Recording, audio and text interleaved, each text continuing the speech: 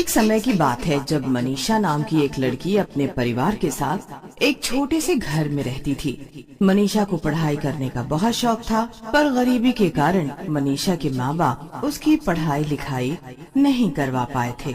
मनीषा घर में बिल्कुल अकेली रहती थी। उसके बाबा बाहर काम करने चले जाते थे और उसकी माँ भी अक्सर घर के कामों में लगी रहती थी। मनीषा की माँ एक दिन मनीषा के बाबा का कुर्ता लेकर बैठी हुई थी और उसे सुई धागे से सिल रही थी।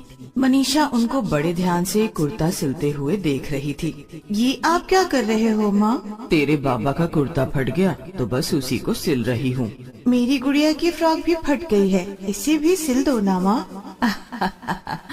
ठीक है, जब टाइम मिलेगा तो इसे भी सिल दूंगी। अगले दिन जब मनीषा बच्चों के साथ बाहर खेलने गई होती है तो मनीषा की माँ मनीषा के आने से पहले उसकी गुड़िया के लिए नई फ्रॉक बना देती है। जब मनीषा खेलकर वापस आती है तो अपनी गुड़िया की नई फ्रॉक देखकर बड़ी ही खुश होती है। अरे वाह माँ, आपने तो कमाल ही कर दिया। इतनी सुंदर फ्रॉक बना दी आपने तो।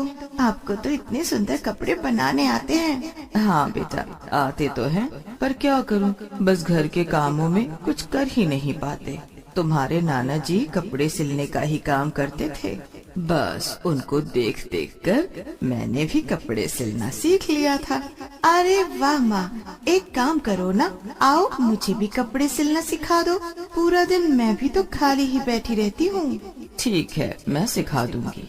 बस फिर खाली समय में मनीषा अपनी माँ से कुछ न कुछ सिलने का सीखती रहती थी। मनीषा को इस काम में बड़ा ही मजा आ रहा था।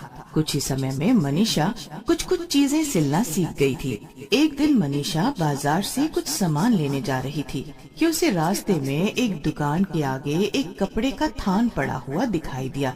मनीषा उसके पास गई और इधर उधर देखने लगी। अरे क्या हुआ लड़की, इधर उधर क्या देख रही है? नहीं, कुछ नहीं अंकल, मैं तो बस देख रही थी कि ये कपड़े का थान किसका पड़ा हुआ है।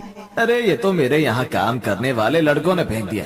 मैंने बोला था कि इसे थोड़ा दूर फेंक कर आए, पर इनसे तो एक काम भी ठीक से नहीं होता। आपने इतना सारा कपड़ा क्यों फेंक दिया अंकल? अरे बेटी, इस कपड़े को चूहे खा गए हैं। अब इस कपड़े को कौन ही खरीदेगा, इसीलिए मैंने फेंकवा दिया। अगर आपको बुरा ना लगे तो क्या मैं इसे अपने घर ले जाऊं? अरे बेटी, मुझे क्यों बुरा लगेगा? अगर ये तुम्हारे किसी काम का है तो जरूर ले जाओ। बस मनीषा फिर उस कपड़े को घर लेकर आ जाती है।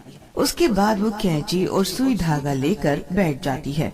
उस दिन बस उसका सारा ध्यान उसी काम में लगा रहता है। भूखी प्यासी वो बस उसी में लगी रहती है। रात हो जाती है पर मनीषा अपनी जगह से नहीं हिलती। खाना खाने के बाद भी वो बस उसी में लगी रहती है। पूरी रात मनीषा बड़ी मेहनत करती है और सुबह तक एक बड़ी ही खूबसूरत ड्रेस बनाकर तैयार कर देती है। जब सुबह मनीषा की माँ उठती हैं, तो वो मनीषा को वहीं सोते हुए देखती है। मनीषा के पास एक ड्रेस पड़ी होती है। जब उसकी माँ वो ड्रेस उठाकर देखती है तो देखती ही रह जाती है। वो ड्रेस बड़ी ही खूबसूरत होती है। इतने सुंदर कपड़े, इस लड़की ने तो इतने सुंदर कपड़े कैसे बनाए? मनीषा की माँ मनीषा को उठाती है और उसके बनाए कपड़ों की बड़ी तारीफ करती है। बेटा, ये तो तूने कमाल ही कर दिया। एक बेकार से कपड़े से इतने सुंदर कपड़े बना डाले। क्या सच में ये इतने सुंदर है माँ? हाँ बेटा, ये तो सचमुच में बहुत सुंदर है। क्यों ना तुम यही काम शुरू कर दो। मनीषा को ये आइडिया बड़ा ही पसंद आता है।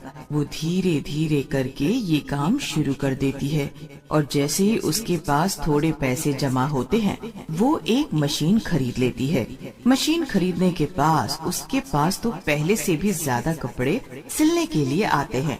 अब तो मनीषा घर में ही अपनी दर्जी की दुकान खोल लेती है। अब तो हर जगह मनीषा की दर्जी की दुकान मशहूर हो जाती है और वो लोग अच्छा खासा कमाने लगते हैं। उन लोगों की आर्थिक स्थिति अब काफी सुधर जाती है और वो लोग एक खुशहाल जीवन जीने लगते हैं। एक रात अचानक लाइट चली जाती है।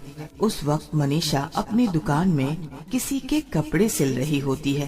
अरे बेटा, लाइट चली गई है, अब रहने दे बेटी, कल सिल लेना कपड़े। नहीं माँ, मुझे ये आज ही देने हैं। कल सुबह तो वो ये कपड़े लेने आ जाएगी। आप मुझे लैंप जला कर दे दो। ठीक है, दे देती हूँ। मनीषा की माँ मनीषा के पास एक लैंप जलाकर रख देती है। मनीषा उस लैंप की रोशनी में कपड़े सिलने लगती है। उस रात मनीषा को काफी तेज नींद आने लगती है। मनीषा जागने की पूरी कोशिश करती है और कपड़े तैयार करने में जुटी रहती है। काफी देर हो जाती है और अचानक मनीषा की आंख लग जाती है। वो वहीं और तभी उसकी लैंप लुढ़क जाती है और वहाँ पर पड़े कपड़ों में आग लग जाती है। पर मनीषा अभी भी गहरी नींद में ही होती है। धीरे धीरे आग पूरी तरह फैल जाती है और मनीषा के पहने हुए कपड़ों में लग जाती है। मनीषा की तब जाकर आँख खुलती है और वो आसपास आग देखकर सकपका जाती है।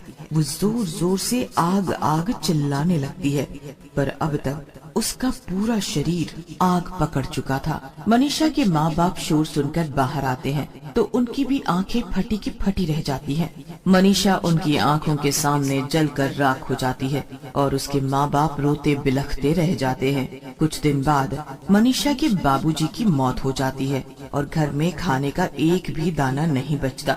मनीषा की माँ की हालत बड़ी खराब होने लगती है। वो जैसे तैसे दिन गुजारने लगती हैं और बस बेटी और पति के गम में रोती रहती है। एक दिन मनीषा की माँ मनीषा की दुकान की साफ सफाई करने लगती है। कितना सही चल रहा था सब, भगवान जाने किसकी नजर लग गई। इतना कहकर मनीषा की माँ वहाँ से चली जाती है। अब मैं वापस आ गई हूँ। मैं आपको ऐसी जिंदगी नहीं जीने दूंगी माँ। मैं सब कुछ ठीक कर दूंगी माँ। बस चुड़ैल सिलाई शुरू कर देती है। सुबह तक चुड़ैल एक खूबसूरत सी ड्रेस बनाकर तैयार कर देती है। उसके बाद वो ड्रेस को उस हैंगर पर टांग देती है और गायब हो जाती है। सुबह जब मनीषा की माँ उठती है तो उसका ध्यान उस ड्रेस पर पड़ता है। वो ये सब बड़ी हैरानी से देख रही होती है। ये ड्रेस यहाँ कैसे, ऐसे कैसे हो सकता है? मनीषा की माँ उस ड्रेस को देख ही रही होती है कि तभी एक लड़की वहाँ आ जाती है। आंटी जी, क्या मेरी ड्रेस तैयार हो गई? कौन सी ड्रेस? अरे ये तो रही। ये ड्रेस तुम्हारी है? जी आंटी जी, मेरी ही है। मनीषा दीदी ने बोला था कि 20 तारीख को ले जाना। आज 20 तारीख ही तो है। वैसे मनीषा दीदी तो बिल्कुल टाइम की पक्की है। वैसे वो हैं कहाँ? खैर अभी वो सब छोड़ो, आप ये पैसे पकड़ो, मैं बहुत ही जल्दी में हूँ, उनसे बाद में मिलूंगी। वो लड़की मनीषा की माँ के हाथ में पैसे पकड़ाती है और वहाँ से फटाफट निकल जाती है। मनीषा की माँ को कुछ बोलने का मौका ही नहीं मिलता, तो बस वो अपने हाथ में रखे हुए पैसे को देखती रहती है। मेरी तो कुछ भी समझ में नहीं आ रहा कि आखिर ये सब क्या हो रहा है। खैर जो भी हो, मुझे पैसों की सख्त जरूरत थी, तो अब इन पैसों से हमें बहुत मदद मिल जाएगी। उस दिन की बात को मनीषा की माँ नजरअंदाज कर देती है, पर रात को फिर से वही होता है। आधी रात में फिर से वही दर्जी चुड़ैल आती है और कपड़े सिलने शुरू कर देती है। वो पूरी रात में 2 जोड़ी कपड़े सिलकर तैयार कर देती है। आज का काम तो हो गया मेरा। कल सुबह अब वो औरतें आकर अपने कपड़े ले जाएंगी और बस फिर माँ को अच्छे खासे पैसे मिल जाएंगे। सब परेशानी धीरे धीरे हल हो जाएगी। चुड़ैल वहाँ से गायब हो जाती है। सुबह फिर से मनीषा की नजर उन कपड़ों पर पड़ती है। इस बार तो वो बड़ी ही हैरान रह जाती है। ये सब आखिर क्या हो रहा है? ऐसे तो मनीषा यहाँ कपड़े सिलकर टांग दिया करती थी, पर अब यहाँ ऐसे रातों रात कौन कपड़े बना कर जाता है? आज रात मुझे इसका पता लगाना ही पड़ेगा। उस दिन मनीषा की माँ रात होने का इंतजार करती है। जब रात हो जाती है तो वो अपने कमरे की खिड़की से टकटकी लगाए देखती रहती है। आधी रात होते ही वहाँ पर एक चुड़ैल आती है। वो स्टूल पर बैठकर कपड़े सिलना शुरू कर देती है। मनीषा की माँ के तो ये सब देखकर होश ही उड़ जाते हैं। चुड़ैल? ये सब इस चुड़ैल का काम है? मुझे तो अपनी आँखों पर यकीन ही नहीं हो रहा। आखिर एक चुड़ैल ये सब क्यों कर रही है? मनीषा की माँ बड़े ही ध्यान से सब देखती रहती है। वो चुड़ैल फटाफट कपड़े सिलती रहती है। अब तक वो 2-3 जोड़े कपड़े सिलकर तैयार कर देती है। देखो तो कितने सुंदर लग रहे हैं ये कपड़े। मुझे लगता है अब मैं ज्यादा अच्छे कपड़े सिलने लगी हूँ। इतने सुंदर कपड़े तो मैं तब भी नहीं बना पाती थी जब मैं जिंदा थी। जिंदा थी? मतलब ये मनीषा है, मेरी बेटी मनीषा है ये। हे भगवान, मैं कैसे नहीं जान पाई कि ये मनीषा ही हो सकती है। आखिर कौन ही हो सकता है उसके अलावा जो ये कपड़े बना पाता। ये तो मेरी मनीषा ही हो सकती थी बस। अब मैं क्या करूं? क्या मैं इसके पास जाऊं? नहीं नहीं, मैं इसके पास गई तो कहीं ये गायब न हो जाए और शायद कभी दोबारा वापस न आए। मनीषा की माँ बस इसी डर से चुप रहती है। वो बस रोज की रात को अपनी बेटी को चुड़ैल के रूप में कपड़े सिलते देखती रहती।